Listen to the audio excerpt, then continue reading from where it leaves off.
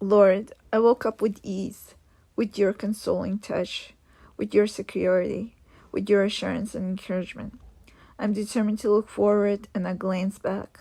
I'm determined to be anchored in my present and anticipate for the future, and I refuse, reject, and denounce the past. You smooth the waters, you calm the storms. I'm striving forward and release my past.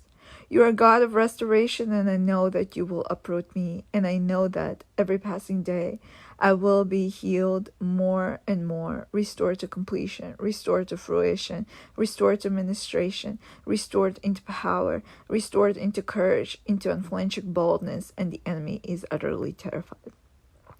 The enemy has no longer hold on me, no longer any dominion over me, no longer any grasp on me. I'm spiritually made invisible by you, impermeable to his bullets, unscathed to his infliction, deterred from his damage.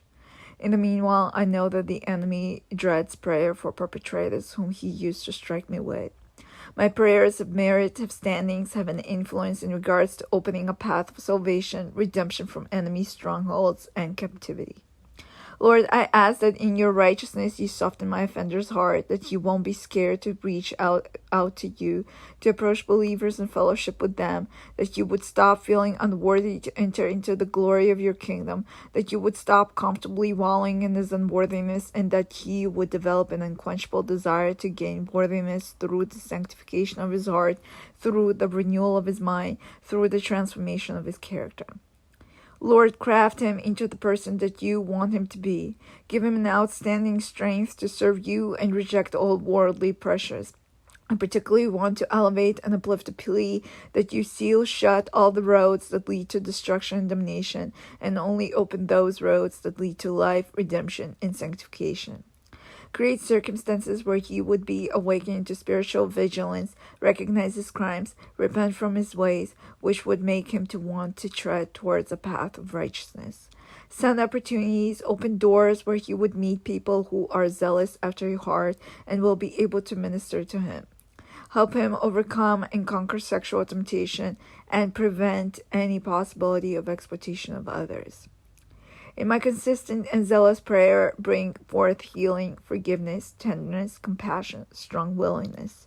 Strip me from vulnerabilities, bitterness, resentments, self-justification, accusations of him, vengefulness, anger, malice, fury, ill-wishing towards a struggling and strained soul who needs your mercy, compassion, grace, and redemption.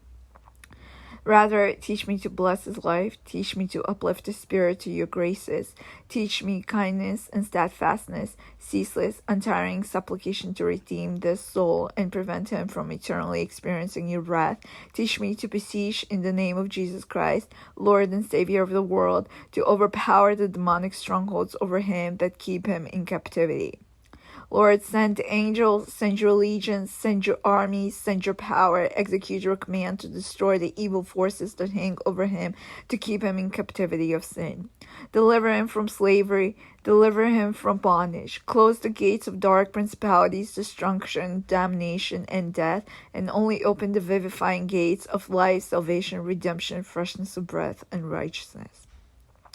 Help him abandon his wicked and inconsiderate ways of nonchalance and consequence. Convict his heart, establish him, guide him, perk up his ears to hearing your voice, and tune out, turn deaf to the shackling and pressuring voice of the enemy that stumbles him, that constantly appeals to his flesh. Help him resist fleshly ways, help him lose interest and desire in his fleshly ways, and help me dedicate consistent, persistent, and ceaseless prayer on his behalf.